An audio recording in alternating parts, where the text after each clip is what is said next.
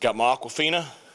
Reminds me, I want to wish Minji's family and Minji's Bottling happy 100-year anniversary this past weekend. So obviously they're an important part of our community, good friends personally of mine and many of us, and certainly great friends and supporters of our athletic department. So happy anniversary, Minji's Bottling Company. So first kind of day of practice for Michigan today, and I thought it was solid. When you start transitioning to this, you now all of a sudden you got guys that are running Michigan's offense and Michigan's defense and Michigan's special teams, and so you got to kind of work through that because all those freshmen and some of the new guys, they come in here and they're going to start their freshman year and they're going to do this and do that, and sometimes they do, and a lot of times they don't, and so got to kind of work through that and teach them the bigger picture about number one, they've got to continue to develop each day, and I try to use examples of Rajay Harris started out on the scout team his freshman year, Jari Patterson, the job that he did last year on the scout team, and so many guys. I mean, 99% of our players in our program started out on the scout team. And but those freshmen, they don't see that. All they see is what they're going through right now. So we got to help them through that. So that's a few of the things you got to iron out. But it was good to get started on an opponent. Obviously we have a tremendous challenge in the opener. And the more you watch them, not a whole lot of weaknesses with what they have returning. Very, very good football team and program. And Coach Harbaugh has done a great job recruiting the past 4 years to build this roster, and so we got a great challenge. But we're excited about that challenge. The kids are very excited. You could feel their energy in the team room today. You could feel their energy when we took the field. Now it was a cooker out there when we first got on the field. So appreciate the cloud cover kind of knocking it down a few degrees and getting that humidity out of here so we could have a very productive day. But it's always gets more exciting when now you have something to focus on like the first ball game. So. Good first day. Coach, you almost need this week, or at least the first couple of days, to get those scout teams acclimated. Yeah. Yeah, I reminded them. I said, "Now listen, guys, you're supposed to be Michigan, okay?" So and obviously they're not, but that's it's one. They have to give us a great look. That's important, and every school in the country went through the same thing today. All of them did. But the other thing too is just trying to get them to see that you don't become the finished product overnight, and you've got to push yourself to improve every single day, and you got to stay on a positive trajectory in order to become that finished product one day. And so it's a twofold deal. But yeah, there's a lot of things to iron out the first day. We weren't live tackling today. You were thud tackling, and we were a little sloppy after a couple of days off. It's very important that we really sharpen up our thud tackles, because we got to make sure we're getting our bodies in great position to make those open field tackles and to make good proper fundamental tackles. If you're not a good thud tackling football team, you're not going to be a very good tackling team on game day. It appears Jim Harbaugh may not be on the sidelines for the opener. Looking at it from your perspective, how big is that, or how maybe not big is that with assistance and everything? Well, I don't know. This kind of went back and forth, and I think it's kind of silly, to be honest. If you want to punish him, figure it out in the off season. Quit going back and forth like this. So I hope he is on the sideline. He's going to coach throughout the week. I don't think it's going to make a significant difference one way or the other on game day. He has a staff that's been with him for a while. His offensive coordinator's been there. A couple of the guys on the offensive staff have been there. So, they'll have the game plan and I'm sure do a great job of running it. So, but I'd just assume he'd be across the field. Coach, in the tight end room, you had Tyler Savage go down with an injury. How is that room kind of bonding around Shane as a leader, the two freshmen behind him? Well, I think the two freshmen are going to be really good ball players, and we've prepared them since the beginning of camp to be ready to play this year. Both of them are very talented. They're very different. Obviously, Shane is a veteran and has looked very, very solid so far during preseason camp, and really, really like the athleticism of that room. Coach, With Chase Soule and also Kevin Robinson getting a little healthy, Ryan Kingsville, have they shown anything the last few days in practice, kind of stepping up a little bit? I thought they all three looked pretty good today. I mean, I thought, towards the end of last week and then a few flashes on Saturday, but I thought today they looked good. All three of them, I think, will help us in time this year. And, you forget Chase. I mean, Chase has 4 years of eligibility left. He is a very young player. Keelan's not that old. Ryan's a little bit older, but still he's got a couple of years of eligibility. But, I think all three of them, we're going to be glad they're here, and I think all three of them will help us at some point this year. We all go full pads at all the rest of this week, or? Yeah, I mean, I think we need to be in pads the next couple of days because you're gonna go, Friday, Saturday, Sunday, Monday, not in pads, even though we are going to practice on Sunday. So I think it's good to get some pretty good contact in this week, to really kind of sharpen up everything, and that way when we come back next week, you already kind of have a good idea game plan wise, and you can really focus on fine tuning everything before the opener. I know Navy plays this weekend. It might be the only team on your schedule playing, but will you watch any live football Saturday, or you watch? I'll probably watch it. So Saturday the staff will be off. That's kind of the last day you get off before before the bowl game. Till after the bowl game. So it'll be whatever my wife needs me to do in the morning, and then we'll flip on the TV, and me and the boys will watch whatever games on in the afternoon and evening. How do you watch football? Are you able to just sit and be like, wow, that was a cool play? Or are you like, oh, I see what they did there, and you're picking them apart? I can promise you this, there's zero stress, because whatever team wins or loses, it's got no impact on me for the most part. So I enjoy watching. I enjoy watching the sport. I wished I got to see my Cowboys play more often than I do, but especially when they're whipping up on the Commanders or whatever their name is this year. But I enjoy just watching it, and I'll look at stuff sometimes and say, oh, that's a play we run, or that's that's a pressure we use, or whatever. But for the most part, I just enjoy sitting back and watching it. Did you hear from Holton after he kneeled down the ball and win over the Cowboys? I haven't heard from him since that one. I'm shocked. We've been talking after most of his games and stuff, but. He's played pretty good now for 2 straight games, and Keaton, good to see him gash the Washington football team last night. So really excited for those 2 guys and what they're doing. So it's nice to have 2 weeks to prepare. Not only for our defensive guys, but for the whole thing, the whole operation, just to kind of get ironed out and greased up. It's day one of your look teams and trying to get the Michigan look and the details there. And I thought they gave a good effort, but it's just kind of honing in on the finer details of things and how you want to go about your business, go about the process to make sure you're prepared September 2nd for a team like Michigan or anybody in your schedule. So we'll get there. And it'll be a lot better tomorrow than it was today. But we got to push them, and we got to push ourselves and make sure we do that.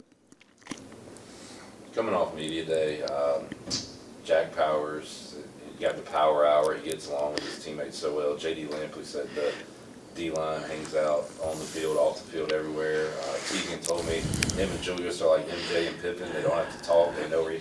So how much easier is your job when everybody gets along and you got that kind of group? Well, first of all, I'm impressed they know who MJ and Pippen is. That's it kind of makes you exciting, first of all. And then the power hour, I've enjoyed that. Just kind of me and my wife joking around at the house, watching that and laughing around. But I've been saying this, it's a good group to be around. And just they're enjoyable. Any day you can come to the building and you enjoy being around that group of guys, group of young men, group of kids, that's a good day. And I think that's something special too. That they enjoy being around each other and playing for each other and playing with each other and just being on the field and working with each other. Not only they enjoy having a good time with each other off the field, but on the field they go about their business and they go to work. And it's a group that's coming to the building every day this summer, all last spring and all fall camp, preseason camp, just looking to get better. Looking to build on the day before. Hey, I'm hungry to fix my mistakes and go see how much better I can be every day. So I don't feel any complacency from this group, or so it's as a coach, that's enjoyable for sure. How do you get them ready for the physicality of Michigan's offensive line? I think one thing we did in preseason camp was just compete against the offense and every single day and everything we do. I mean, that's kind of the nature of how we go about our business, how the culture of how we do things as a physicality, and take a lot of pride in that. Our players take a lot of pride in that, of being physical and trying to out-physical the other team. And obviously, the Big Ten and Michigan is known for run game, powerful physical football. And we'll see if we can match up with that, and we're certainly going to take a lot of pride in trying to. That's for sure, and we're going to go practice that way every single day until September 2nd. Coach, we talked about Jack Powers, but he's obviously playing the same position as Jeremy and then Sam Danka. So can you get those guys on the field at the same time and try to? It seems like they all bring something to the table. Yeah, they certainly do, and I don't know. We talk about we try to talk about our best 11 football players, and sometimes you got your best 11, sometimes they're the same position, so you better find different ways to get them on the field.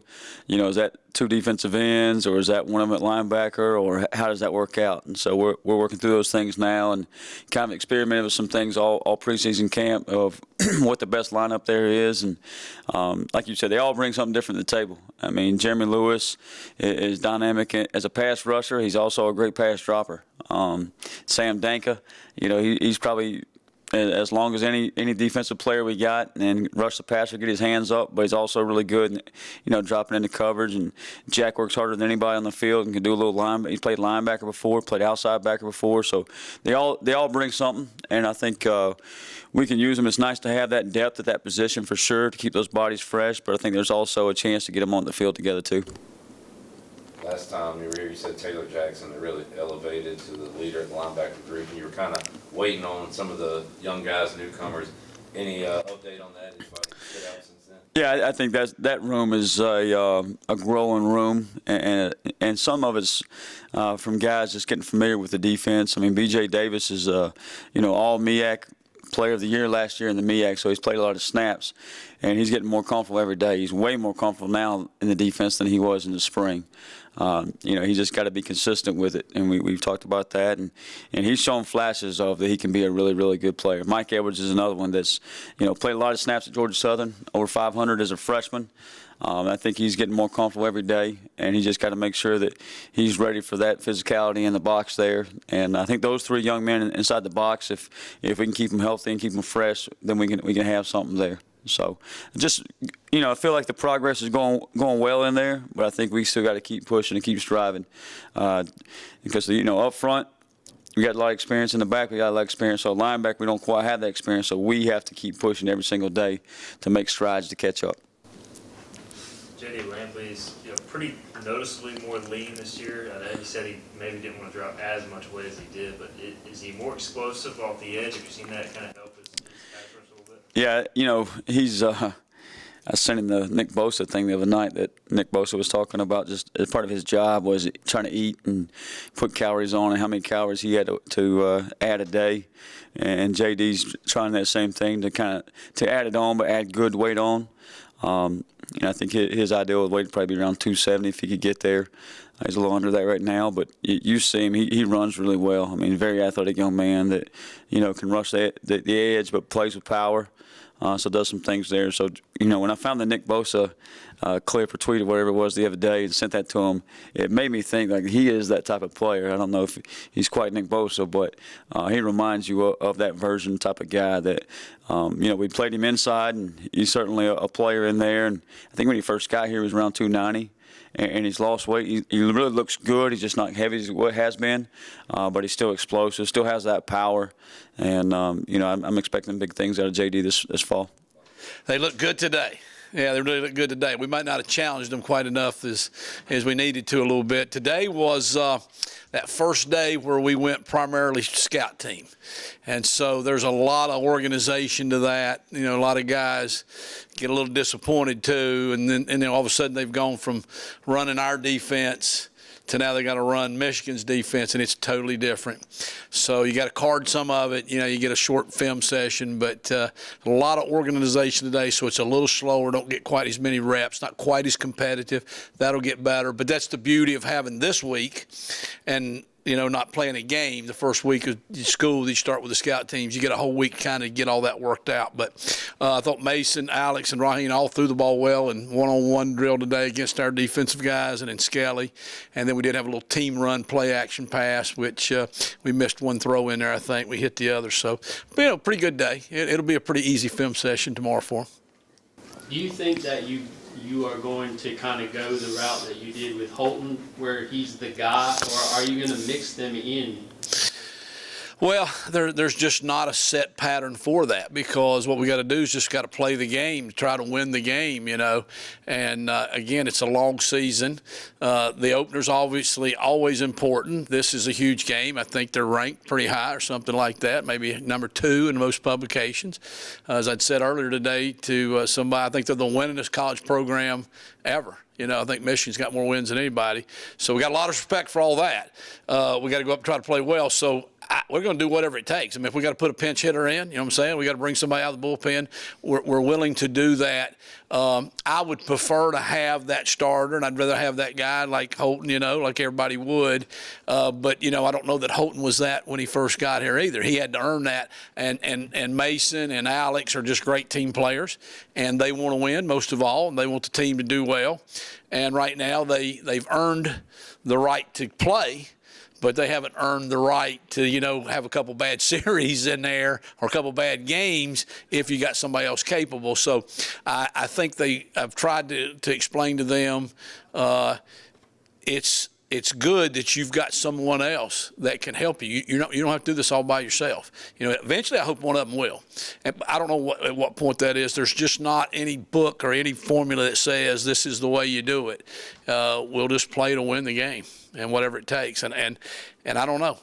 That's the part that makes you a little nervous, makes you a little anxious, but it's also the part that's kind of cool. You know what I'm saying? It's kind of like Christmas. You don't really totally know what you got till you get down there. So 2 guys that came in last year's transfers, Camaro, Edmonds, and Jarrett Garner. We haven't talked about it a lot. They seem to be getting better.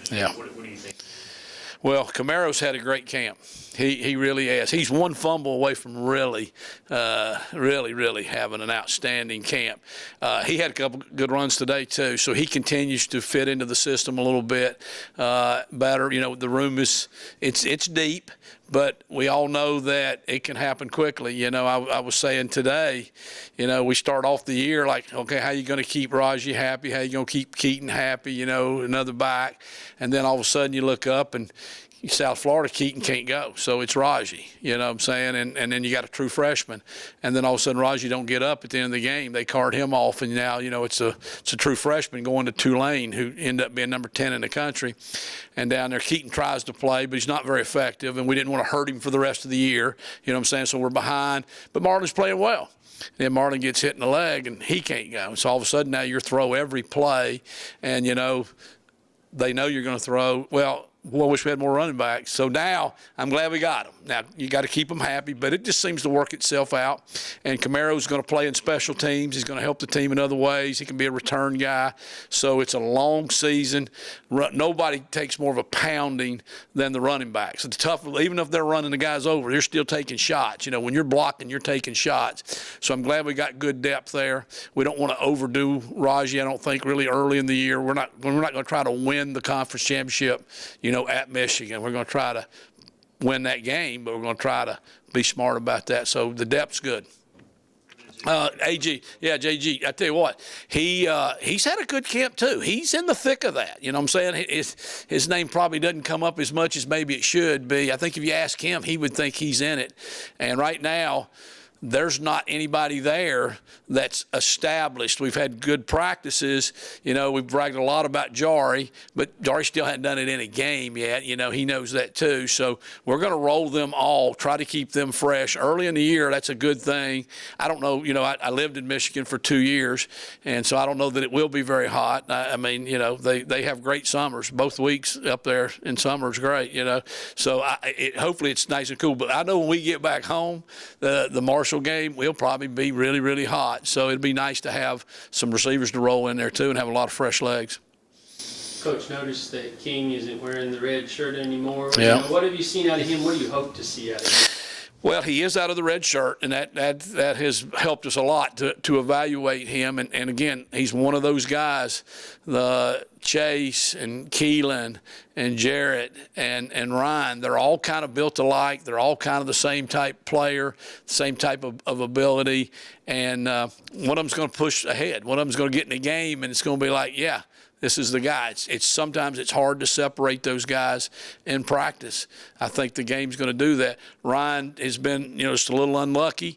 He was having a great spring game. He was kind of starting to show that, and then he got re-injured, so he was out all summer, and so he missed all that period, and he missed most of preseason camp as far as the full contact part. Which it's one thing to catch a ball over the middle and get tagged or not get touched, and another one to get hit a little bit too. So we're going to need a game to see. And but it's a thick group. We're going to take them all. They're all going to play in special teams as well, so they'll be involved in the game at some point. We'll see how it goes, though. Got a tight end question for Bryce Williams. If you go 12 personnel, who's the other tight end with Shane Cowper? Right now, I think probably Antonio Ferguson has got the leg up there, but it's very, very close. We got two freshmen that have just amazed me that they are this ready to go. Now, again, they haven't played in a game. You know what I'm saying?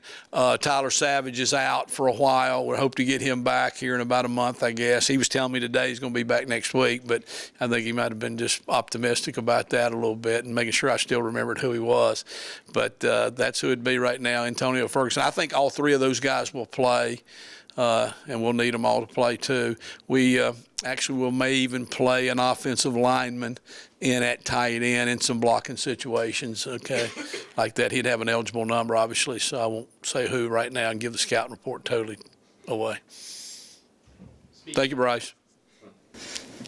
Speaking of offensive line, how has that kind of dynamic been, new coach and a bunch of new guys? Well, I think it's the last piece to kind of get polished out a little bit. We've worked hard to move some guys around. You've got to have more than one center because, if something happens to the center, you got to be able to make the exchange. Even if it wasn't shotgun, if it was under, snapping is still a different thing than all the other four offensive line positions. So we've worked a lot of guys there. Coach Mulgridge himself and Coach Houston, we've sat around and had so many personnel meetings. And, the first thing you finally get it down to, okay, well, who's the best five? Who's the best five you can put out there? And sometimes it's a little bit like basketball. It's not just you can't put five guards out there. You can't put five centers out there. So, have to be a little bit like you have to be a tackle. One of them, somebody has to be able to center it. But all things considered, who are the best five? And then you're like, okay, who's the best six? So if this guy went down, how would you do it? So we have moved some people around. Luckily, some of these guys are pretty versatile like that. Hampton Ergel had played tackle until about, I guess, mid-season last year. We moved him to center, played a little bit, then got started in the bowl game, so all of a sudden he became a center. But he's been a tackle, so he's having to play both a little bit. Jacob Saker is the same way. He's played guard, he's played center, so he's doing that. So I think we still have another week before I really think, I was telling Coach Mulgridge, by next Sunday, we need to try to trot the same five out there together as much as we can because there is some continuity in working together and communication with those guys. But it's probably still the piece that I know the least about of all the positions is how that's going to play out. Coach Mulgridge is going to earn his paycheck, I can tell you that.